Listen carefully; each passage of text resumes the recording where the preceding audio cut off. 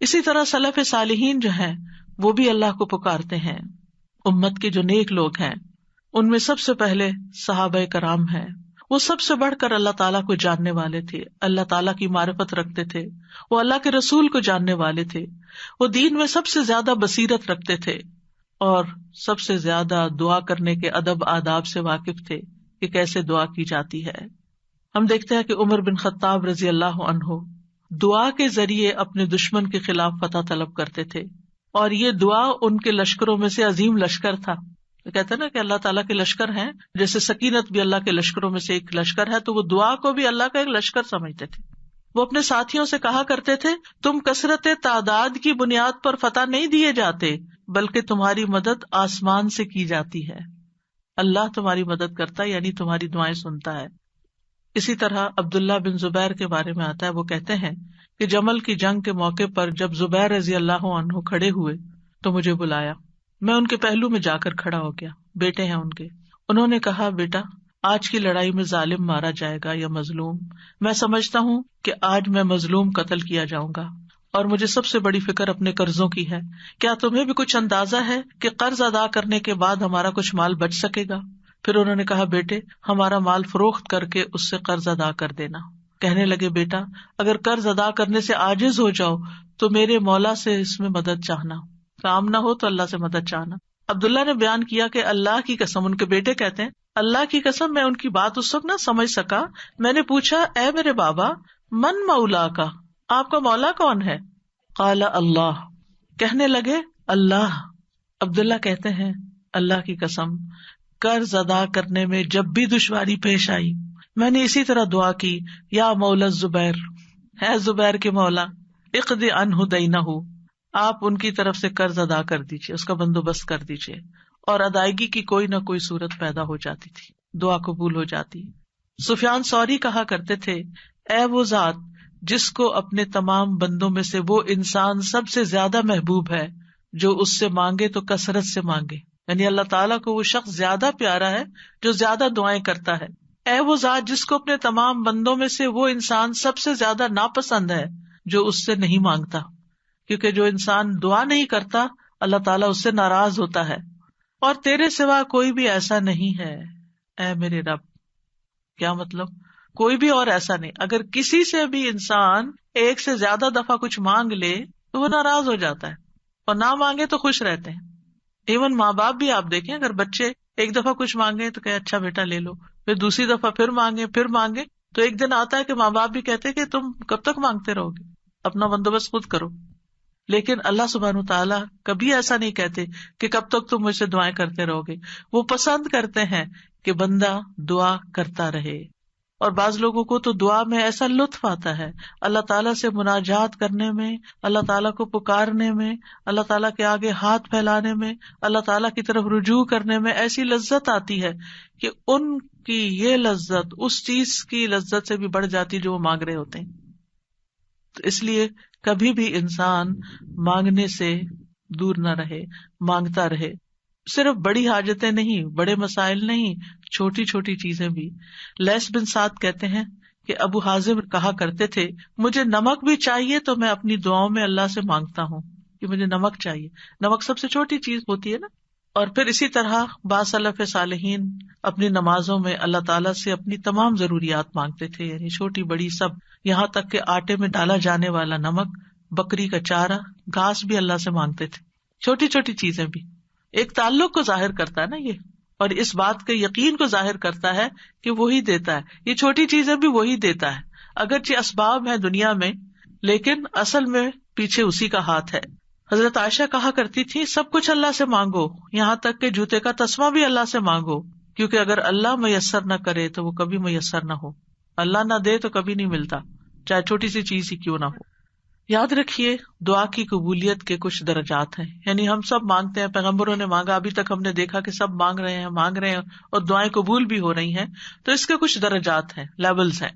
رسول اللہ صلی اللہ علیہ وسلم نے فرمایا، اگر کوئی شخص اللہ سے دعا کرتا ہے تو اس کی دعا ضرور قبول ہوتی ہے، اس کی دعا ضرور قبول ہو جاتی ہے، خواہ دنیا میں اسے وہ چیز دے دی جائے، یعنی جو مانگ رہا ہے وہ یہیں مل جائے، یا اس کے لیے آخرت میں ذخیرہ بنا دیا جائے، یا پھر اس دعا کے بقدر اس کے گناہوں کا کفارہ ادا ہو جاتا ہے، بشرطے کہ اس کی دعا کسی گناہ یا قطع رحمی کے لیے نہ ہو اور وہ جلدی نہ کرے.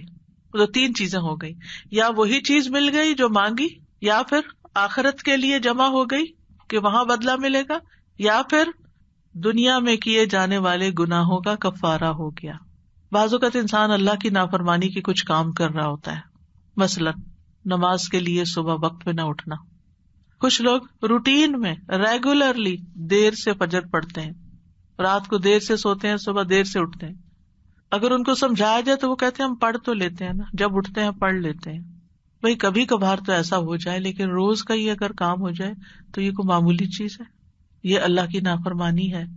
اور ایسی اور بھی چیزیں ہو سکتی ہیں زندگی میں جو ہم اللہ کے حکم کی نافرمانی کر رہے ہوتے ہیں. آپ کو یاد ہوگا کہ جب میں نے رمضان کا لیکچر دیا تو اس میں سب سے پہلے یا ایھا الذین آمنوا پہ بات ہوئی تھی. یا ایھا الذین آمنوا، اے لوگو جو ایمان لائے، تم پہ روزے فرض کر دیے، یعنی روزے رکھو. اور کتنے ہی اللہ تعالیٰ کے احکامات ایسے ہیں جو اللہ تعالیٰ مومنوں سے ان کو فلفل کرنے کے لیے کہتا ہے، لیکن کیا ہم وہ سارے فلفل کر رہے ہیں؟ اگر ہماری کوئی بات نہ مانے تو ہم کتنے ناراض ہوتے ہیں. کوئی بچہ ہماری بات نہ سنے، مثلا شور کر رہا ہے، ہم کہتے چپ ہو جاؤ، نہیں چپ ہوتا. پھر آپ کہتے دیکھو چپ ہو جاؤ، شور نہیں کرو، دیکھو بھائی کو نہیں مارو.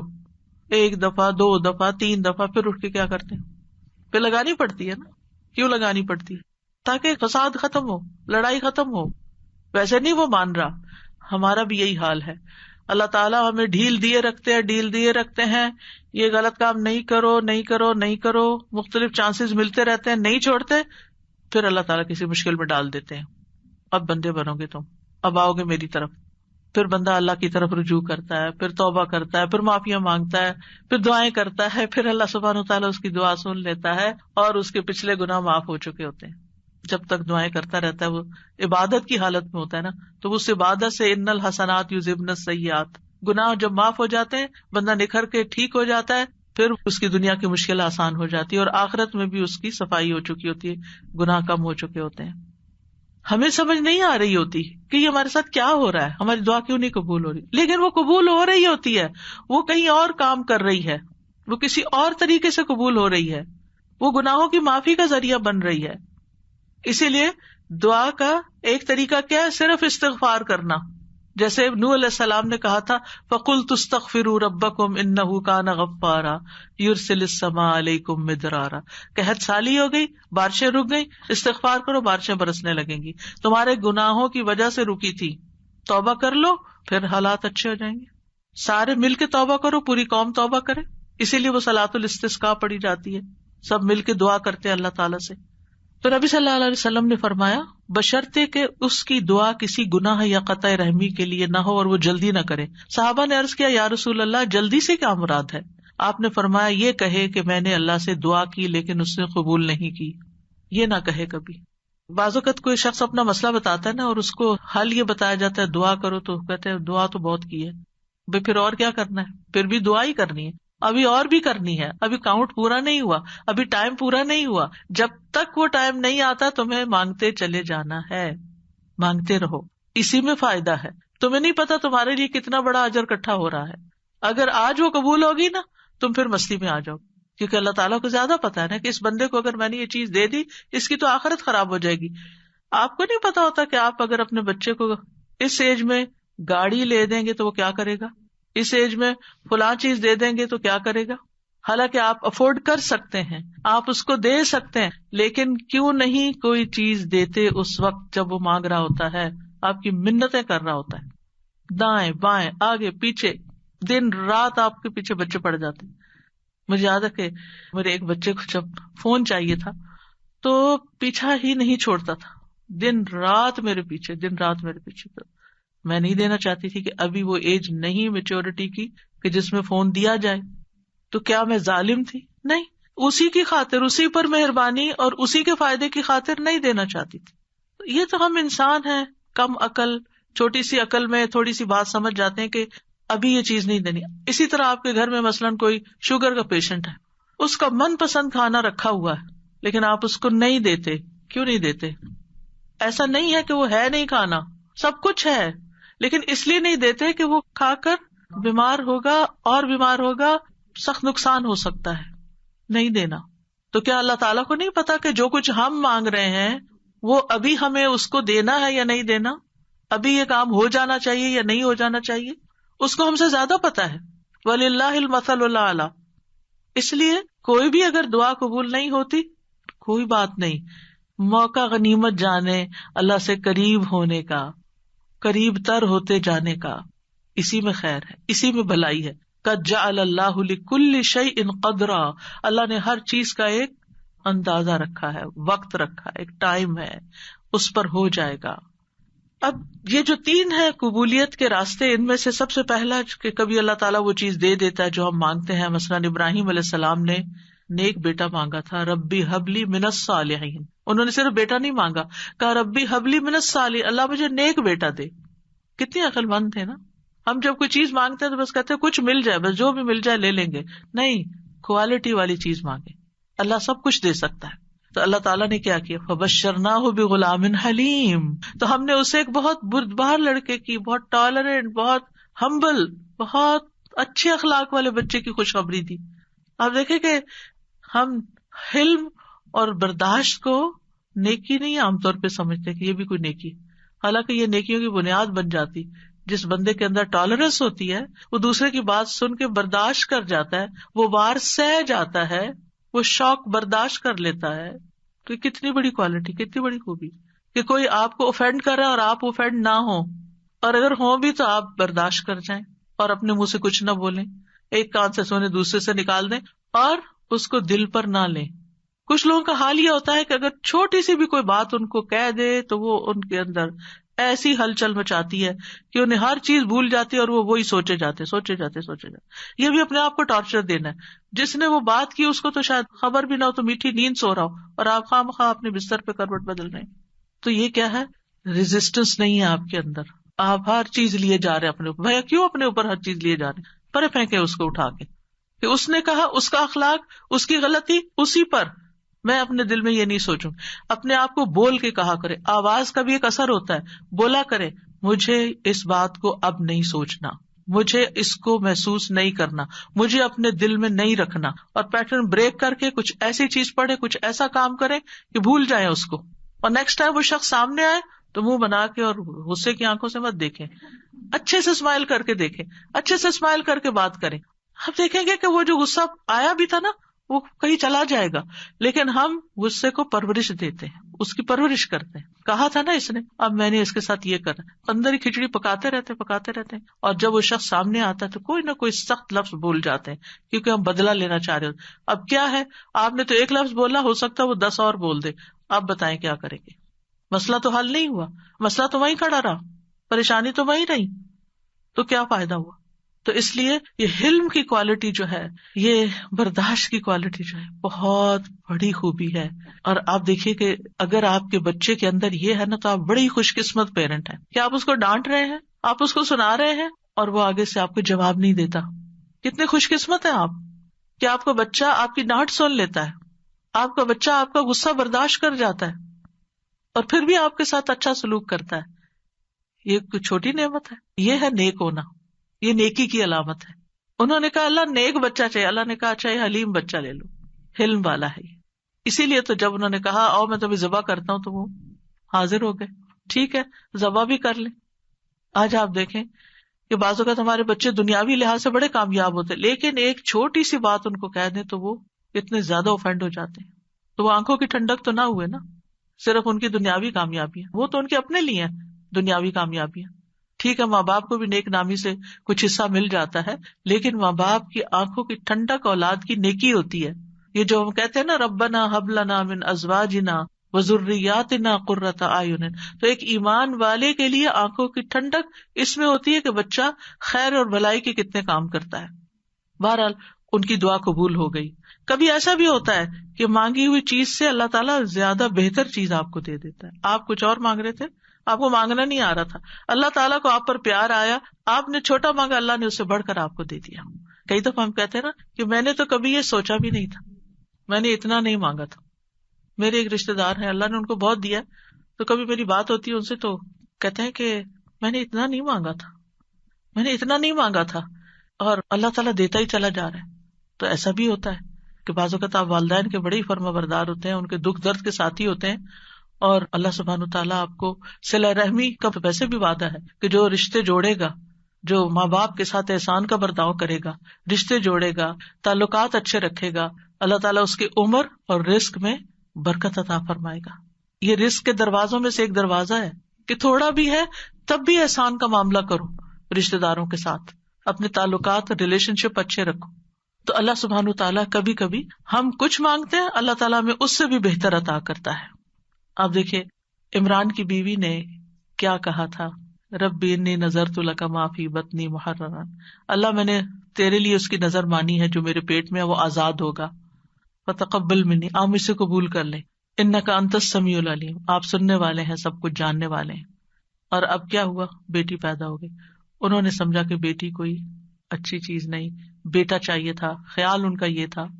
واللہ اعلم بما وضعت ولیس الذکر کالانثی، اللہ تعالیٰ نے کیا فرمایا کہ لڑکا لڑکی کی طرح نہیں ہوتا، یہاں جو کام بیٹی کرے گی وہ بیٹا نہیں کر سکتا. اور پھر حضرت مریم سے کیسی خیر دنیا میں جاری ہوئی، اللہ نے ان کو کس طرح چنا، ایمان والی عورتوں کی سردار ہیں وہ. کبھی اللہ تعالیٰ مانگی ہوئی چیز جیسی کوئی تکلیف دور کر دیتا ہے. آپ کچھ مانگ رہے ہوتے ہیں اور ادھر سے تکلیف آ رہی ہوتی ہے، اللہ تعالیٰ اس مانگنے کی وجہ سے اس تکلیف کو پیچھے ہٹا دیتے ہیں. ہم کہتے ہیں ہماری دعا قبول نہیں، کتنی غلط بات کرتے ہیں، استغفر اللہ. ہم کہتے ہیں میری دعا قبول نہیں، بھائی ہو چکی ہے، اللہ نے فرمایا ہے نا اجیب دعوت الداعی اذا دعانی، میں قبول کرتا ہوں. کیسے کہتے ہو نہیں قبول ہوتی؟ ہوئی ہے، تمہیں نہیں پتا کس شکل میں ہوئی ہے. تم چھوٹی چیز مانگ رہے تھے، میں تمہیں بہتر دینے والا ہوں. تم کچھ مانگ رہے تھے، میں تم سے مصیبت دور کر رہا ہوں. اگر وہ مصیبت دور نہ کرو تو یہ تمہاری مانگی ہوئی چیز مل بھی جائے تو تم فائدہ نہیں اٹھا سکتے اس سے. نبی صلی اللہ علیہ وسلم نے فرمایا جو مسلمان کوئی ایسی دعا کرے جس میں گناہ یا قطع رحمی کا کوئی پہلو نہ ہو تو اللہ اسے تین میں سے کوئی ایک چیز ضرور عطا فرماتے ہیں، یا تو فوراً ہی اس کی دعا قبول کر لی جاتی ہے، یا آخرت کے لیے ذخیرہ کر لی جاتی ہے، یا اس سے اس جیسی کوئی تکلیف دور کر دی جاتی ہے. صحابہ نے عرض کیا اس طرح تو پھر ہم بہت کثرت کریں گے.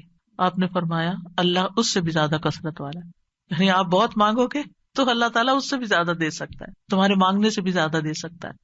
کبھی گناہوں کا کفارہ بن جاتی ہے، حدیث میں آتا ہے وَإِمَّا أَن يُكَفَّرَ عَنْهُ مِن ذُنُوبِهِ بِقَدْرِ مَا دَعَا، یا پھر اس دعا کی وجہ سے اس کے گناہوں کا کفارہ ادا ہو جاتا ہے، ایکسپیشن ہو جاتی ہے. یعنی بعض اوقات ہماری نماز میں کوئی کمی رہ جاتی ہے، بعض اوقات روزے میں رہ جاتی ہے، زکوٰۃ میں رہ جاتی ہے، کئی چیزیں ہیں جو ہمارے فرائض ہیں ہم ادا کر رہے ہوتے ہیں لیکن کہیں نہ کوئی کمی ہوتی ہے اور اس کا ہمیں پتہ ہی نہیں چلتا. کبھی وضو میں کوئی کمی رہ جاتی ہے، تو ان چیزوں کا پھر کفارہ تو کرنا ہے نا.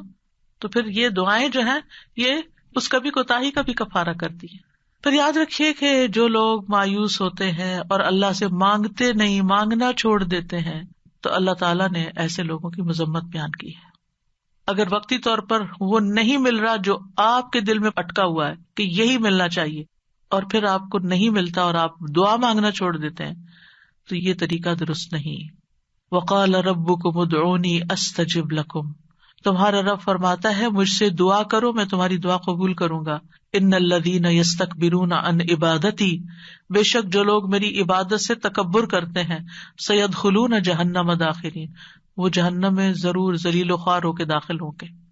دعا روک دینا یہ سوچ کر قبول نہیں ہوتی تو فائدہ نہیں مانگنے کا. یہ کیا ہے؟ دراصل اللہ سے مایوس ہونا، نا امید ہونا اور اللہ سے ناراض ہونا.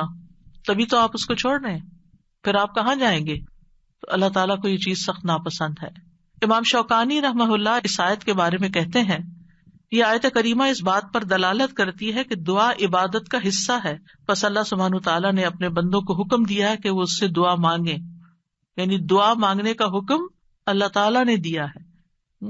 پھر فرمایا ان الذین یستکبرون عن عبادتی، یہ آیت اس بات کا فائدہ دیتی ہے کہ دعا عبادت ہے اور اللہ سے دعا نہ مانگنا تکبر ہے، اور اس تکبر سے زیادہ برا عمل کوئی نہیں. یعنی وہ جب منافقین سے کہا جاتا تھا نا کہ تم رسول کے پاس آؤ اور استغفار کرو، تو وہ سر جھٹک دیتے تھے، ہم نہیں جاتے، ہم نہیں کرتے. آج بھی آپ دیکھیں کہ بعض اوقات کسی کو نیکی کی کوئی بات کہی جاتی کہ یہ صدقہ کر لو، یہ نیکی کر لو، تو وہ سر جھٹک کے چلے جاتے، اور نہیں تمہارے پاس کچھ کہنے کو، ہر وقت یہی نصیحت ہے. تو انسان کی اس میں سب سے زیادہ محرومی ہے کہ انسان دعا چھوڑ دے، اس ہستی سے مانگنا چھوڑ دے جو اس کا خالق ہے، اس کا مالک ہے، اس کا رازق ہے، اس کو زندگی دینے والا ہے، اس کی موت بھی اس کے ہاتھ میں ہے، ثواب اور سزا دینے والا ہے۔ تو تکبر جو ہے انتہائی ناسمجھی کی چیز ہے اور نعمتوں کی ناشکری ہے۔ فرعون کیوں ڈوبا تھا؟ فرعون کیوں غرق ہوا؟ تکبر کی وجہ سے۔ قارون کو کیا مشکل ہوئی؟ قارون کیوں زمین میں دھنسا؟ فرعون پانی میں ڈوبا اور قارون زمین میں دھنسا، ایک خشکی میں ڈوبا اور ایک سمندر میں، دونوں کا مسئلہ ایک ہی تھا اور وہ تھا تکبر، پرائڈ، غرور۔ تو مشکل وقت میں اللہ کو نہ پکارنا دلوں کی سختی کی علامت ہے، یعنی جو تکلیف کے وقت بھی اللہ سے دعا نہیں کرتا، اس کا مطلب یہ کہ اس کا دل سخت ہو چکا ہے، ہارڈ ہارٹیڈ ہے۔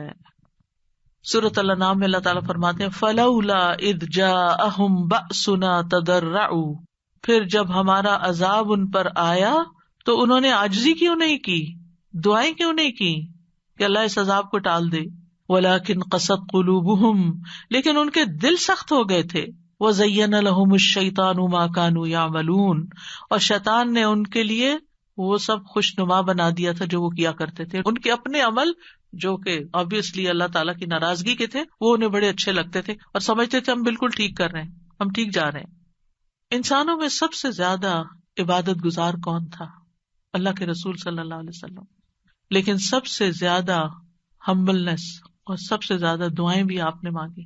یعنی جب میں مسنون اذکار دیکھتی ہوں، سبحان اللہ، یعنی کہ آپ تہجد کے وقت اٹھنے کے وقت سے لے کر پھر آپ فجر پڑھنے اور اس کے بیچ میں صبح کے اذکار اور پھر اس کے بعد جو ہر موقع کے اذکار اور پھر نمازیں اس کے علاوہ ہے، تلاوت قرآن اس کے علاوہ ہے، اور پھر رات کو سوتے وقت کے اذکار، یعنی اگر ان سارے اذکار کو انسان جمع کرتا ہے تو یعنی حیرانی ہوتی ہے کہ کس کثرت سے آپ اللہ کو یاد کرتے تھے، اور یہ ہمبلنس کی علامت ہے۔ حالانکہ آپ سب سے زیادہ عبادت گزار تھے، پھر بھی سب سے زیادہ دعائیں کرتے تھے، اللہ سے مانگتے رہتے تھے۔ اور لوگوں میں سب سے زیادہ بے بس وہ ہے جو دعا مانگنے سے بے بس ہے، جو دعا نہیں مانگتا۔ یاد رکھیے اللہ تعالیٰ سے مایوس ہونا کبیرہ گناہ ہے۔ ابن عباس کہتے ہیں ایک آدمی نے کہا اے اللہ کے رسول، کبیرہ گناہ کون کون سے ہیں، بڑے بڑے گناہ کون سے ہیں؟ آپ نے فرمایا اللہ کے ساتھ شرک کرنا، اللہ کے رزق سے مایوس ہو جانا اور اللہ کی رحمت سے مایوس ہونا۔ کبھی بھی مایوس نہیں ہونا چاہیے۔ پھر ایک اور بات اس سلسلے میں یہ یاد رکھی جائے کہ جہاں ہمیں اللہ سے مانگنا چاہیے وہاں ہمیں غیر اللہ سے نہیں مانگنا چاہیے، کیونکہ اللہ کے سوا سب سہارے کمزور ہیں۔ اب دیکھیں قرآن مجید میں صحابہ نے جتنے بھی چیزوں کے بارے میں پوچھا اس کے بارے میں آتا ہے یسألونک، وہ آپ سے سوال کرتے ہیں، وہ سوال کرتے ہیں۔ لیکن جب دعا کے بارے میں پوچھا تو اللہ تعالیٰ نے کیا فرمایا، وَإِذَا سَأَلَكَ عِبَادِي عَنِّي، میرے بندے جب آپ سے سوال کرتے ہیں۔ سوال کا انداز کتنا اچھا لگا، اللہ تعالیٰ کو کتنا پسند آیا کہ سوال کرنے والوں کو میرے بندے کہا، اپنے بندے کہا۔ اس سے آپ اندازہ لگائیے دعا کی اہمیت کا۔ تو اللہ تعالیٰ نے یہ نہیں کہا قل یا فقل انی قریب، فرمایا انی قریب، وَإِذَا سَأَلَكَ عِبَادِي عَنِّي فَإِنِّي قَرِيب، بس انہیں بتا دو کہ میں قریب ہی ہوں۔ گویا بندے اور اللہ کے بیچ میں کوئی واسطہ وسیلہ نہیں، کوئی اور نہیں، بس بندہ اور اللہ۔ ہم بیچ میں اوروں کو لے آتے ہیں۔ ہمارے معاشرے میں کتنا عام ہے کہ کوئی کسی پیر کو لے آتا ہے اور کوئی کسی بزرگ کو لے آتا ہے، اور دور جاہلیت میں فرشتوں کو اور بتوں کو اور معلوم نہیں کس کس کو۔ ما نعبدہم الا لیقربونا الی اللہ زلفیٰ، مانگیں اللہ سے، غیر اللہ کی طرف نہیں جائیں۔ غیر اللہ کے سہارے سب کمزور ہیں۔ مثل الذین اتخذوا من دون اللہ اولیاء کمثل العنکبوت اتخذت بیتا وان اوہن البیوت لبیت العنکبوت لو کانوا یعلمون، ان لوگوں کی مثال جنہوں نے اللہ کے سوا اور مددگار بنا رکھے ہیں، مکڑی کی مثال جیسی ہے جس نے گھر بنایا، حالانکہ بے شک سب گھروں میں سے کمزور گھر مکڑی کا ہے اگر وہ جانتے ہوتے۔ غیر اللہ تو ایک مکھی بھی پیدا نہیں کر سکتے۔ غیر اللہ کو پکارنا سب سے بڑی گمراہی ہے۔ وَمَنْ أَضَلُّ مِمَّنْ يَدْعُو مِن دُونِ اللَّهِ مَن لَّا يَسْتَجِيبُ لَهُ إِلَىٰ يَوْمِ الْقِيَامَةِ وَهُمْ عَن دُعَائِهِمْ غَافِلُونَ، اور اس سے بڑھ کر کون گمراہ ہے جو اللہ کے سوا انہیں پکارتا ہے جو قیامت تک اس کی دعا قبول نہیں کریں گے، یعنی قبروں میں سوئے ہوئے یا فرشتے یا جن یا کوئی اور مخلوق، کسی سے بھی نہیں، اور وہ ان کے پکارنے سے بے خبر ہیں، اور جب سب لوگ اکٹھے کیے جائیں گے تو وہ ان کے دشمن بن جائیں گے، یعنی غیر اللہ وہ دشمن بن جائیں گے اور ان کی عبادت سے منکر ہوں گے۔ کیوں نہیں پکارنا چاہیے غیر اللہ کو؟ کیونکہ اللہ کے سوا کوئی کسی چیز کا مالک نہیں ہے، وہ دعا قبول کرنے کی استطاعت نہیں رکھتے۔ پہلی بات یہ کہ وہ سنتے بھی نہیں ہیں، قبر میں نہیں سنتے، وہ جب وہ سنتے نہیں ہیں تو پھر آپ کی بات کا جواب بھی نہیں دیتے، اور آپ کی ضرورت کہاں سے پوری کریں گے یا آپ کے لیے وسیلہ کہاں سے بنیں گے، مدد کرنے کی طاقت بھی نہیں رکھتے۔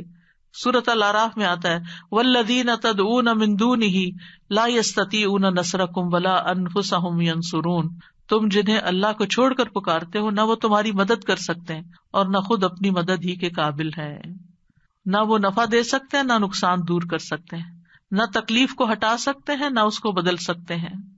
رسول اللہ صلی اللہ علیہ وسلم نے فرمایا جو شخص اس حالت میں مر جائے کہ وہ اللہ کے سوا اوروں کو بھی پکارتا ہو تو وہ آگ میں داخل ہوگا۔